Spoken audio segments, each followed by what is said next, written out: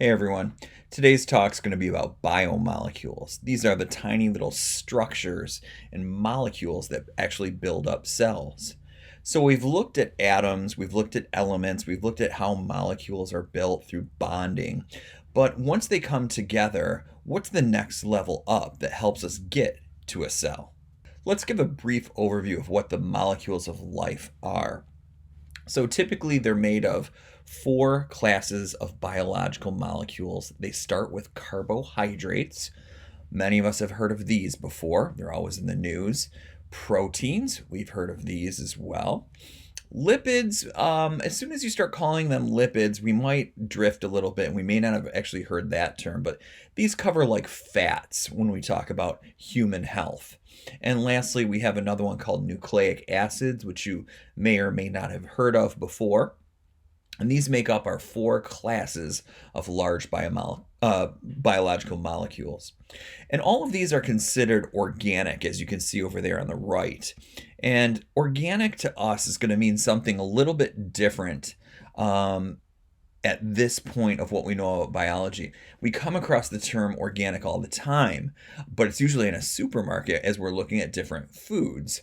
And in biology and science, it means something completely different. So ultimately, the term organic relies on the fact that a single element is found in a molecule or not, and that element is carbon. Okay?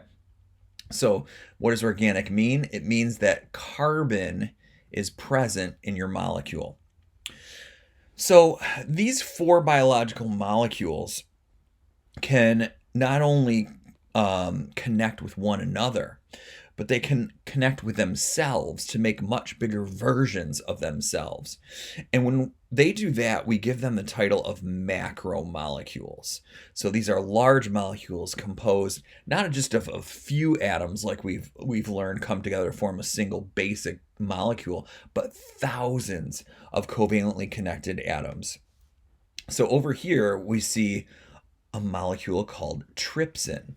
And all of these tiny little dots that you see here in the structure of blue, green, yellow, and orange, all of these represent the thousands of covalently connected atoms that we find in this substance called trypsin. And this is in your body right now. So in your body, this substance called trypsin is a digestive enzyme, it's a type of protein that hydrolyzes or breaks down protein.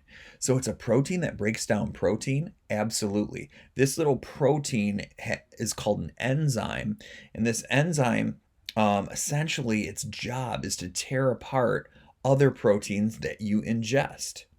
So sometimes these particular substances have roles and very specific structures in your body that are made of thousands and thousands of atoms covalently connected together.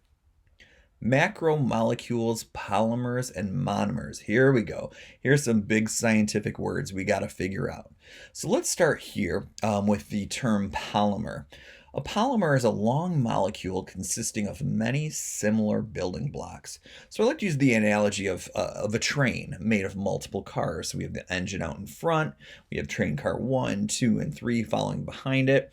They're all pretty similar in size, similar in the wheels that allow them to get down the tracks and the frames that they're built on. So basically, a train is very much analogous to a polymer in the fact that it's something bigger made of many smaller building blocks. And those small building blocks biologically have a name too, and that's monomers. So each one of these train cars here would be a monomer of the bigger train. Now, in biology, 3 out of those 4 classes that we mentioned on the last slide can do that same set of actions, which is connect these little tiny individual building blocks into something much bigger, much longer. And those are your carbohydrates, your proteins, your nucleic acids. And we're leaving one out here. Hopefully glanced back at your last slide and you saw that lipids don't take a polymer type form as carbs, proteins, and nucleic acids do. Those three can get very, very long in terms of their structure, whereas lipids are more of a different type of look to them. They tend to be more spherical than, well, I can't say entirely more spherical because there are some really long ones as well, but they don't take on that incredible size of cross-linking monomer after monomer after monomer again. Now, this next slide is called the diversity of polymers. So diversity means that you have a lot of different forms that these polymers can take. And when we look at a polymer, which we also kind of call a macromolecule. Macro means big, molecule represents the term molecule. So these really big molecules, there's thousands of different kinds of them. And we can build them from a very small set of monomers. So the basic parts are relatively the same, but we can build all kinds of different ones once you start building up and adding what I like to call bells and whistles to these tiny monomers, which makes them very different. So let's start with the first reason. Being that these are organic molecules, we have to kind of reflect back on carbon. And carbon can form 4 covalent bonds from its 4 valence electrons. So if you recall from the periodic table, carbon was on the top right. It was in a group called 14. And the way we look at group 14 elements is they have 4 valence electrons in their outermost shell, which they can bond with. And many different attachments can go ahead and connect onto those 4 valence electrons. So if this carbon's hands represent a valence electron, well, clearly it can bond to 4 different things, or 4 of the same things, or 2 of one kind and 2 of another. So ultimately, these 4 single valence electrons on its outer shell can connect onto another atom from up here if it crashes into it with a single valence electron. Perhaps the same or a different connection would be with this one, and then another one here, and then another one here. So 4 different things, each bearing a single valence electron, could then give carbon enough valence electrons to be happy in its outer shell. 2, 4, 6, 8. And whatever bonds with carbon might have just fulfilled its own octet rule, making 8 when it made that connection as well. So we can say that reason 1 is because of the versatility of the carbon atom. It has 4 attachment points. Now, reason 2 is something that's more, it's still chemical in nature, but it has different groups being able to bond onto carbon atoms.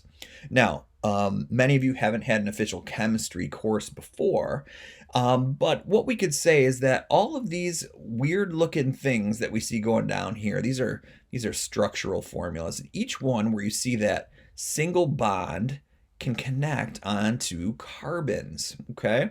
So where you see that little stem coming out, that's essentially, it's like a naked covalent bond ready to bond onto a carbon chain.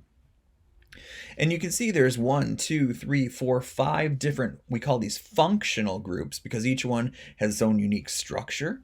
And following up, it will have its own unique function. For example, if I had a carbon that had a lot of OH connections, that may fall into the realm of the carbohydrate family. If I found carbon that was double bonded to an oxygen, perhaps in the middle of a molecule, maybe that would make it lipid, okay, or part of the lipid family. Carboxyl and amino groups, this C double bonded to an O, bonded to another OH, which looks like this, and this C bonded to an N, and these 2 H's. Now, when you find these 2 connected to carbon, there's a good chance you'd be dealing with a protein. So this, if you ever heard of the term amino acid, this would be one side of the molecule, the amino part. And this carboxyl is also known as a carboxylic acid. So it'd be an amino acid, and we'd find this on one side and we find this on another. And that would ultimately be part of the family that gives us proteins. And then down here we can see that we got this really unique group of phosphorus atoms surrounded by 4 oxygen atoms connected to a carbon, which would be right here. And we find that in nucleic acids.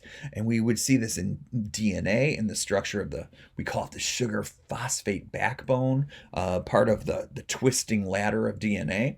And then another molecule called ATP, which is ultimately like the energy currency of your body. When you find a lot of these, there's a good chance it might be found in the family of nucleic acids.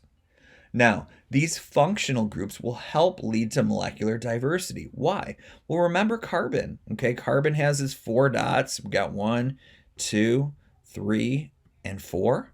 Well, what if we had 4 different one of these functional groups bonding off of each one of these single valence electrons on a carbon, or 2 and 2, or 3 and 1? So the fact that carbon can bond to 4 things, any 4 things, and then that the functional groups could be any of these sharing points here leads to an incredible amount of diversity amongst organic biomolecules and macromolecules.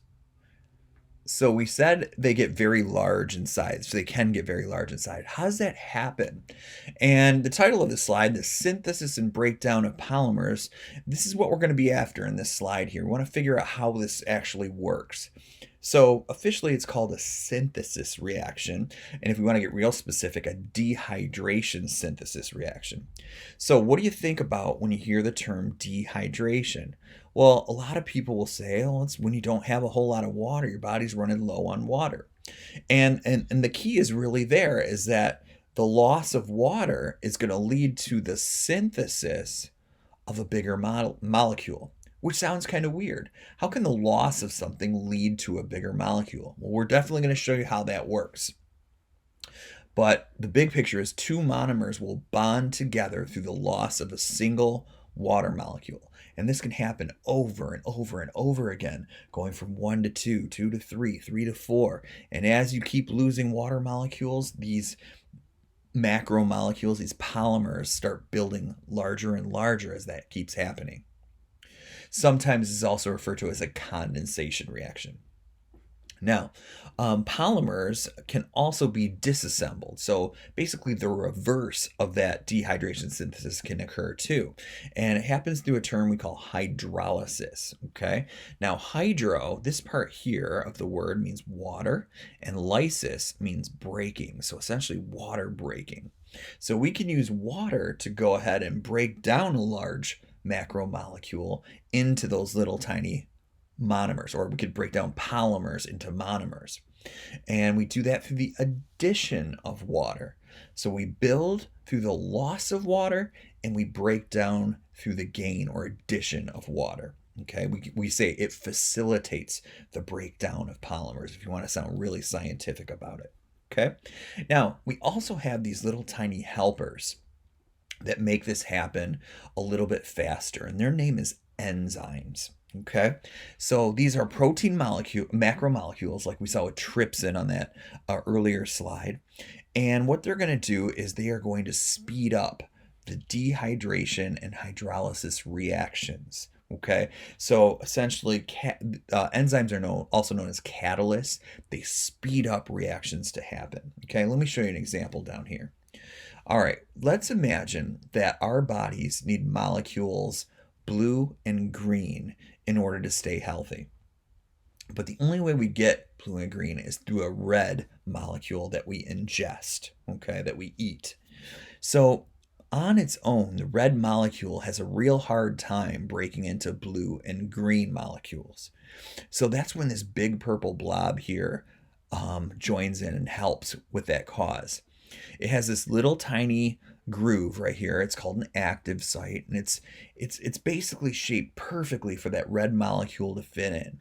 And when it does, it fits in that little groove, and then the enzyme basically changes the shape a little bit, enough to crack that red substrate or that red molecule into blue and green molecules. Okay, but without this big purple blob being there, this red one can't break into blue and green on its own, or if it does, it's really slow, much slower than our body needs. So by having this enzyme present, it's going to aid in that conversion from the red molecule to the blue and green.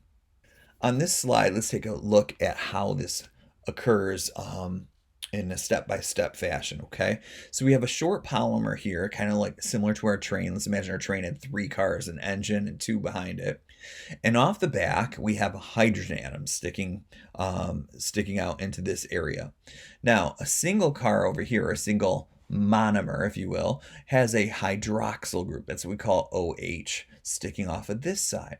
And let's imagine these two molecules are on a crash course for each other. Okay. Now, what's going to happen as that collision happens is we can see the H and the HO are going to collide together. And if you think real carefully about what HHO could represent, of course, I hope you're thinking of water, 2 H's and an O. So a water molecule will come out of this, find each other, and dislodge from this short polymer and dislodge from this, we'll call it the 4th monomer. And what's going to be left over then is this bond here and this bond here, okay? Now, what's really behind those bonds are electrons sticking off. And as the water leaves, those naked electrons are going to find each other down here and link together. So we just ultimately put together a longer polymer than we had a minute ago due to a dehydration synthesis reaction. We took out a water molecule and that synthesized a new connection between 3 and 4, making this a longer molecule, as you can see here. So it's a longer polymer when that water comes out. Okay, so again, this is dehydration synthesis, lengthening a polymer. This is what it looks like. Now, we can also look at the reverse of that situation. Like, what if a water molecule crashed into polymer 1, 2, 3, 4? Well, it happens all the time. So let's imagine that water, and it shows the arrow going down, but let's imagine it slams right into that bond again.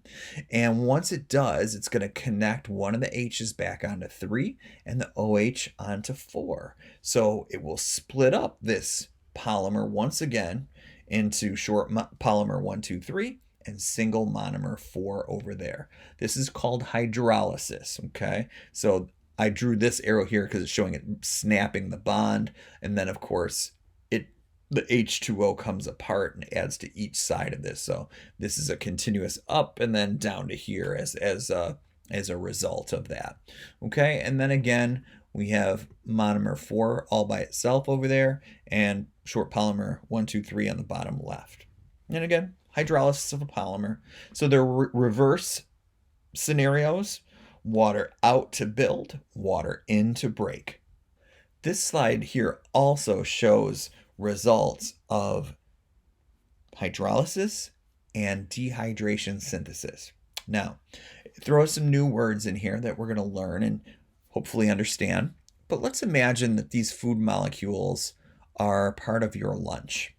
And there's all different types of food that you eat. And when you get down to a simple level, it's kind of the same repeating unit over and over and over again. You're eating a lot of polymers when you eat your lunch. And through what we call catabolic pathways are pathways that break big stuff down into little stuff, which you can see down here. We're going to use a whole lot of hydrolysis for that to happen, okay?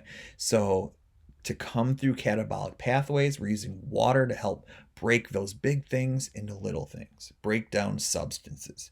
And as we do that, not only do we get those little tiny monomers back, but we'll lose some heat along the way. We'll also gain some useful forms of energy when we break down those.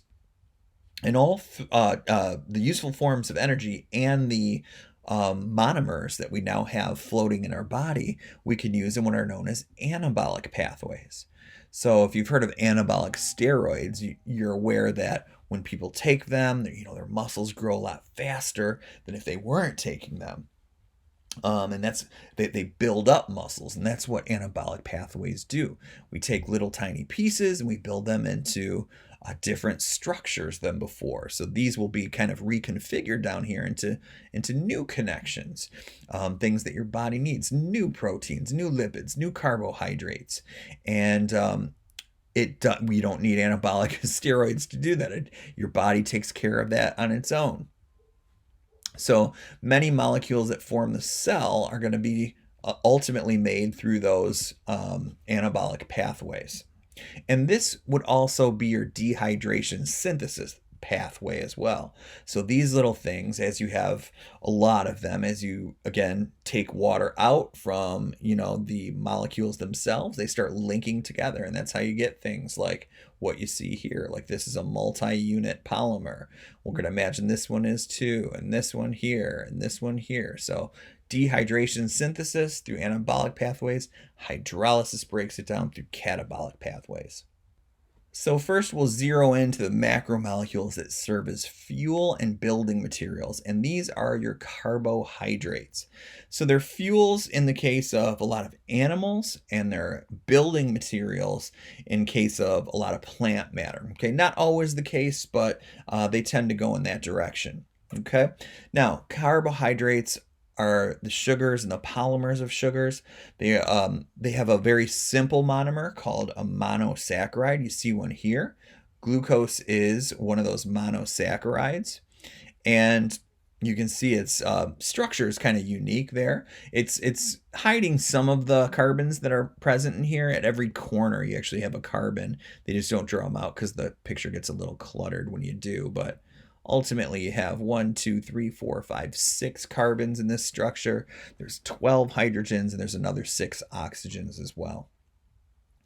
And through dehydration synthesis, remember, we can build bigger things. So the one to the right of it here is called a disaccharide. It's 2 monosaccharides connected together. This one here is called sucrose, and this is also known as table sugar, like the same kind you find in your kitchen. If you could shrink yourself down a few trillion times and take a look at this thing, it's this big old hexagon connected to this pentagon right here, and a lot of carbon, hydrogen, oxygen exists there as well. Once you start going a little bit further and you make more of those connections through bonding, we have what are known as the polysaccharides. Poly means many, saccharides is leading to sugar. So they're polymers composed of many sugar building blocks. This one here is called amylose. You can see hexagon, hexagon, hexagon, hexagon. Here's that connection in the middle, and we'll show how that happens as well. So our monosaccharides typically have formulas that are multiples of CH2O. Now, what's kind of important here is the ratio of atoms to each other and elements to each other here. So we have 1 carbon, as you can see, to 2 hydrogens to 1 oxygen. Okay? So, for example, glucose, like we just saw, C6H12O6, if you look at the ratio 6 to 12 to 6, and you divide all 3 of them by 6, you would get 1 to 2 to 1. Okay? There's another one called fructose, and fructose has a formula C5H10. I'm using a trackpad here, so bear with me for a second. H10, and then O5. Okay? Now 5, 10, and 5, again, if you divide them all by 5, you'd get that ratio 1 to 2 to 1. Okay? So these monosaccharides are characterized by having that 1 to 2 to 1 carbon to hydrogen to oxygen ratio. Okay? So 1 to 2 to 1 would be the answer of this. And my next question just kind of brings us back to the overall function of these carbohydrates. So as I asked, what do you think monosaccharides could be used for in animals and plants? Go ahead and write an answer down what you believe their purpose to be. This is you don't have to do anything with this, but it just kind of lets you appreciate the chemical nature of these different sugars. When we eat sugar, we don't think too much about what's inside of them, but in the world of biology, we have to know as much as we can about them as we try to further our understanding of nutrients and what they do for our bodies and other organisms. So what we can see here is if you took those sugars and you kind of flattened them out on a piece of paper and held them down, what they actually look like. And we have some different families here. These are called your trioses. They all have 3 carbons. That's why they're called trioses. oses. These are called pentoses, 1, 2, 3, 4, 5. So the number 5 goes with the prefix pent. Here we have hex, 1, 2, 3, 4, 5, 6. So that's why these wind up in these vertical groups based on the number of carbons they have. Now you can see they're also put in horizontal groups here. And your glyceraldehyde, ribose, glucose, and galactose are all part of this aldose family. And they get that name because ultimately this group right here, you can see this C to O double bond is in the same location on the end of the molecule in all of these compounds. That's why they're called aldoses. And meanwhile, down here, this ketoses, is because this C to double O bond, C to O double bond is in the middle of the molecule somewhere. So dihydroxyacetone, ribulose, and fructose wind up being part of this family because of that. So just kind of interesting information, and allows us to see what these molecules would look like if you could kind of unroll them and flatten them on a piece of paper. Now, the thing is, although they look like this chemically on paper, as soon as you put them in an aqueous solution, a water-based solution, they're going to fold back on themselves to form rings. Here's an example of one of these flat formulas. You put it in a water-based solution called an aqueous solution, and it's going to fold itself into this hexagonal structure here that we see with glucose. So when all is said and done, you can see that, it's a very busy molecule, lots of C's, O's, and H's. So we try to shorthand it a little bit and take away some of the clutter by expecting science students to know at corners in organic molecules, like right here, there is a carbon present. Same thing with here as well, and you can see them up here in this upper right hand version, and we number them too. You can see that you have this 1, 2, 3, 4, 5, 6. We number these carbons based on a series of rules in organic chemistry as well, and then we know which corner of the molecule you're talking about if you're doing some kind of study of it. So this slide here is going to show you how you go from a single monomer to starting to build connections and larger molecules from those individual monomers. So we'll start with the formation of a disaccharide. A disaccharide is formed when a dehydration reaction joins two monosaccharides. So here is a glucose and here's another glucose. We're going to imagine these two glucoses are on a crash course for each other. They're going to bump into each other. And when they do, in the right orientation, what we see is this OH on this one and this H on this glucose are going to connect, and the water molecule is going to be really attracted to itself, and it's going to break off. And after it does so, notice there's still an O attached here, and there's still this single bond here. So they're going to keep coming towards each other, and they're going to form this connection here, this bond between the two glucoses, and they're going to form the disaccharide known as maltose. So that's what we have right here. Now we have a disaccharide. And we could do the same thing in example B down here, except we have glucose coming together with a fructose. Okay, notice a hexagonal structure in this one, a pentagon structure, so you know they're different.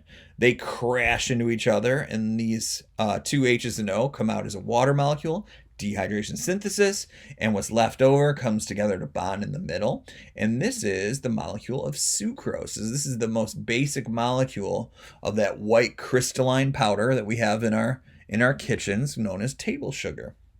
Now, how long can these molecules keep doing that, going through dehydration synthesis? Well, quite a bit. So now let's take a look at the large or long chain sugars a little bit more, known as polysaccharides. So we're going from monosaccharides, single sugars, disaccharides, the two single sugars come together, and then polysaccharides mean you just kind of keep that going until you have a much greater count of linked monosaccharides together. And the structure and the function of polysaccharides are determined by its sugar monomers and the positions of its bonds. So it absolutely matters which sugars we're talking about linking into these chains. It absolutely matters what the bond is like between two sugars. That's going to have big determinants in what it looks like at a later time. This one here, you can see it kind of has this coiled structure, And this one's called glycogen, and we have this in our bodies. So when we need a whole lot of energy, we form this molecule in certain places. So we can, it's almost like a big battery. So as we need it, we can take little pieces of it off and use it as we need energy. But we can also form it as we eat multiple times per day, replenishing our stores for what we use. And this helical shape in this one is going to allow for enzymes to kind of get in here to these nooks and crannies in between the actual chemical molecules in the bond area, and allow for hydrolysis to be easier and more efficient than happening on its own. So basically, living things have developed this system that allows enzymes to work specifically on that bond to break it as we need more of that sugar, like, for example, in our bloodstream. So we mentioned that you can store some of this through eating if you're an animal, and plants are going to store it through their process called photosynthesis. So what we see on the left, we notice the slide is kind of broken into two halves. We have the compound called starch, which again is kind of that coiled up structure of glucose molecules. And this is what plants store up as a byproduct of photosynthesis. So entirely glucose molecules, it's found in a structure called the chloroplast of a plant. And chloroplasts are essentially the energy harvesting organelle that you'll find inside of leaf cells. And over here on the right, we have a different compound called glycogen, and this is the one that most animals have inside of them as they're storing up sugars for later use. And we're going to find those in our body parts where we're going to utilize the most energy, like our muscles. That's going to be able to store a lot of this stuff. And then, of course, for long-term storage in our livers to help us out, like if we haven't eaten for 12 to 16 hours and we still need energy to perform and think and move our bodies, the liver is going to kind of be a storehouse for extra glycogen as well. Now, just a little bit more detail on the bond difference in a connected polymer here. And I want to show you the difference between what we find in starch and what we find in cellulose. Okay, so in starch, I want you to notice that we have glucose molecules, again, these green hexagons. And I want you to notice that the bond that goes between them is always down, okay? And we call this alpha glucose when it looks like this, and it has an OH here that's always down beneath the plane as we're looking at it, okay? And let's contrast that with a different form of glucose that has the OH on the top of some of their molecules. And when it's in this configuration here, what we're going to see is a little bit different connection as they bond together. Notice how the bond in between them goes up and down and up and down. Every time it does that, it kind of alternates above and below the plane as these glucoses come together. And that's the difference between starch and cellulose. Cellulose is a major component of tough walls of plant cells. Now, here's the thing. We can digest starch, no problem. We turn this into sugars inside of our blood. We store them up for later use. But cellulose, we don't have the ability to break this different bond here that alternates called beta glucose bond. And this instead goes through us as something called fiber. Okay, so we actually can't even use this kind here in cellulose for energy, but in starch, with just this little biochemical difference right here in the angle of its bond, we can totally break it using our enzymes in order to give us energy. And that's the difference between the two. Just this little tiny chemical difference makes one digestible and one not. We call this fiber that we eat, like when you eat a salad and you don't derive a whole lot of energy from it, but it does good things for our intestines. It kind of scrapes the walls and keeps our intestinal health really, really good. So cellulose is a polymer of glucose, but the bonds between its monosaccharides differ. Another quick look at it here. In cellulose, you can see this up-down alternating bonding between the molecules. And over here, a starch, they're all down. They go in this kind of curly Q fashion here. And our enzymes have no problem getting into this and snapping that bond. But when it lines up in sheets like this, the enzymes can't get in here to break it up. And that makes this indigestible for our species. So as I was mentioning, we cannot digest cellulose, but microorganisms can. So let's take a look at this little critter called a termite. And as you guys probably know, termites eat wood, right? So wood is a real tough thing to digest, lots of cellulose in there.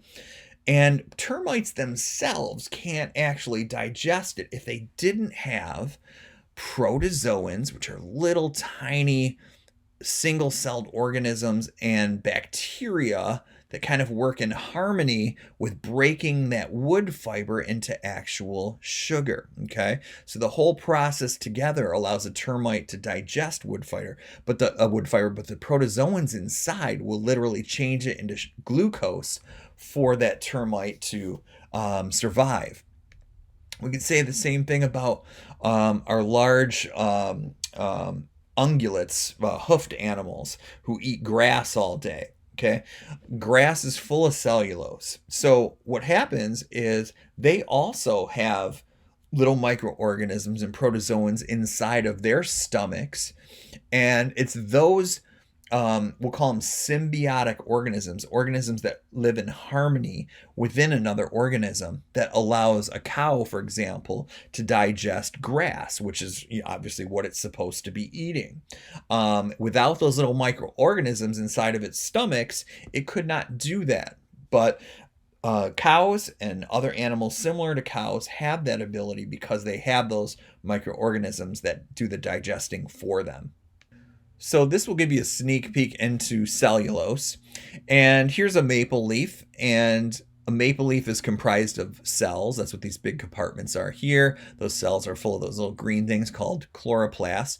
And you can see that we're looking at some cell walls. This is kind of these darker areas here, the borders around the cells. And the cell walls are made of cellulose, okay?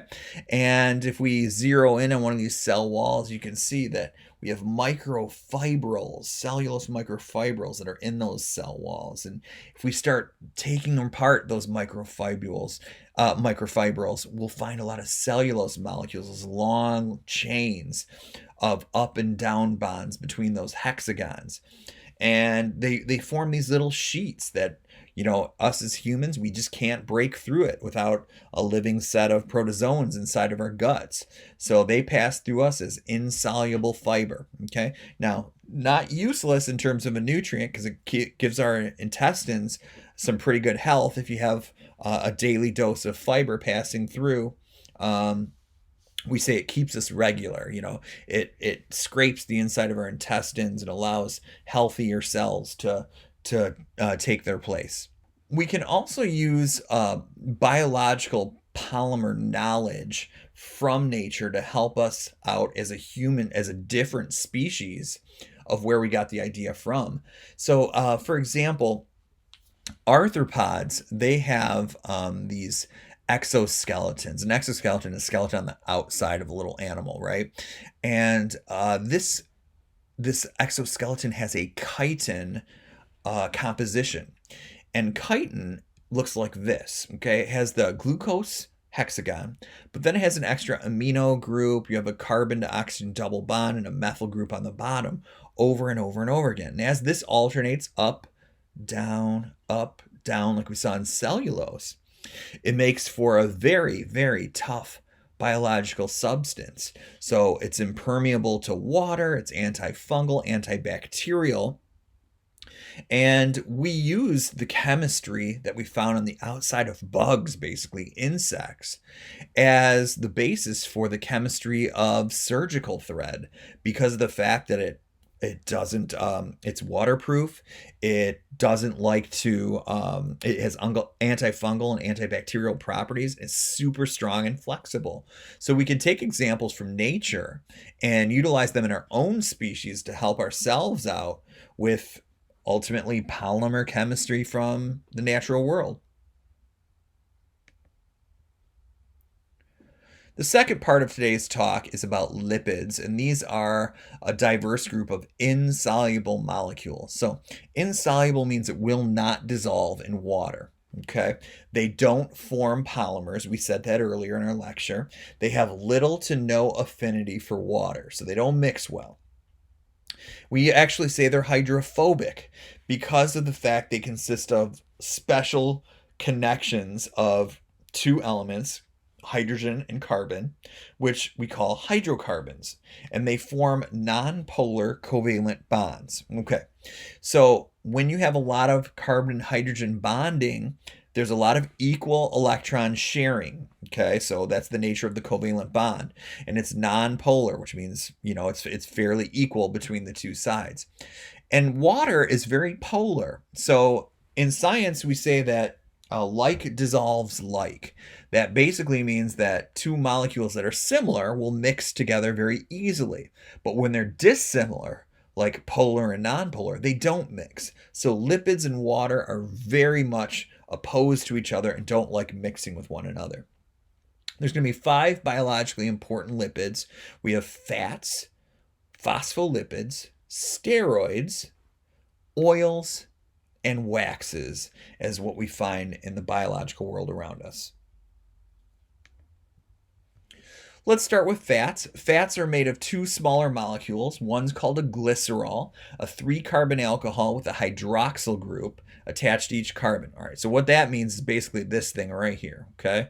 This is your glycerol, part of this molecule.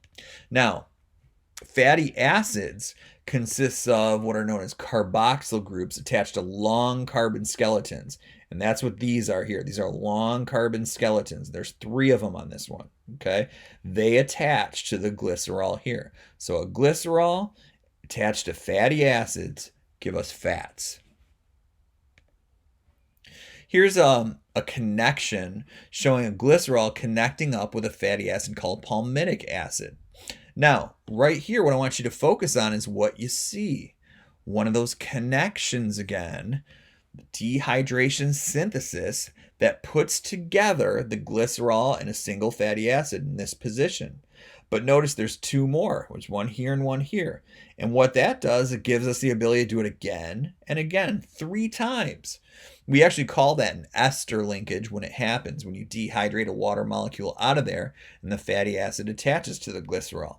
So a fat, like this one with 3 fatty acid chains, is actually called a triglyceride. 1, 2, 3. That makes tri. Okay. And these are the fats. These are the ones that we worry about in health quite a bit when you have these floating around in high concentrations in the bloodstream, because they're not very good for your blood vessel health and your cardiovascular system. Fatty acids can vary in length, and that's mainly those fatty acid chains that you see hanging off on the right-hand side of the models below, and the locations of double bonds within that chain, if it has any, okay? Now, saturated fatty acids, and again, this part here is the fatty acid, all these C's attached to all these H's. These have the maximum number of H's permissible by chemistry. And notice around each carbon, 1, 2, 3, 4 bonds. And they're loaded up with as many hydrogens as possible because there's no double bonds that you can see.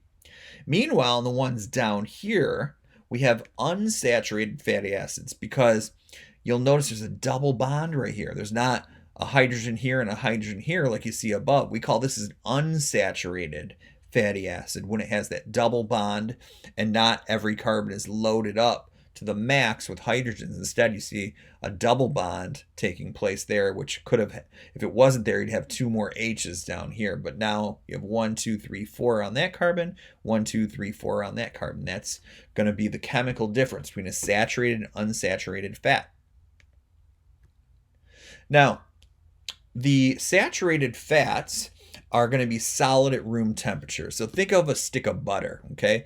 It's solid. It's made of 3 saturated fatty acid chains. And the chemical structure looks like this, is what we call a space filling model right there. Very dense and typically dense enough for the whole substance the whole sample to be solid. Now, if it has that little double bond, which is what this special coating is doing here, that's showing you where the double bond is at. Notice how it doesn't go straight out anymore. It kind of kinks down a little bit to the right. And that little legs kicking out to the right a little bit will prevent tight packing of this particular fat, and it will no longer allow it chemically to be a solid anymore. That little tiny double bond leg kink will basically turn that fat into a liquid. And we typically will find these fats in things like fish and plants. And we like to think that, and there's been a lot of research that shows these unsaturated fats that are liquid instead of solid like we find up here are actually quite a bit more healthy than the saturated solid fats up here. And we tend to associate good cardiovascular health with people who have high intakes of fish oils and plant oils. The major function of fat is going to be energy storage as well. It actually holds a little bit more than twice the energy of carbohydrates. Animals will store their fat in something called adipose tissue. In humans, we have little tiny measures we do to see how much fat we have. These are called skin calipers here. And basically, it will give us a numerical reading of how much fat is beneath the skin and can give us a crude estimate of our body fat percentage. When we look at meat, we can see the fat that's there. We see the muscle tissue, but anywhere you find the white is typically going to be more of the fatty tissue in a purchased meat.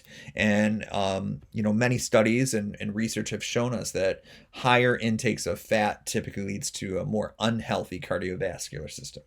We do need some fat, though, in order to cushion our vital organs and insulate our body. Without fat, we get cold pretty fast. So a certain lower end of body fat percentages to, on the order of 3 and 4%, you're basically at rock bottom.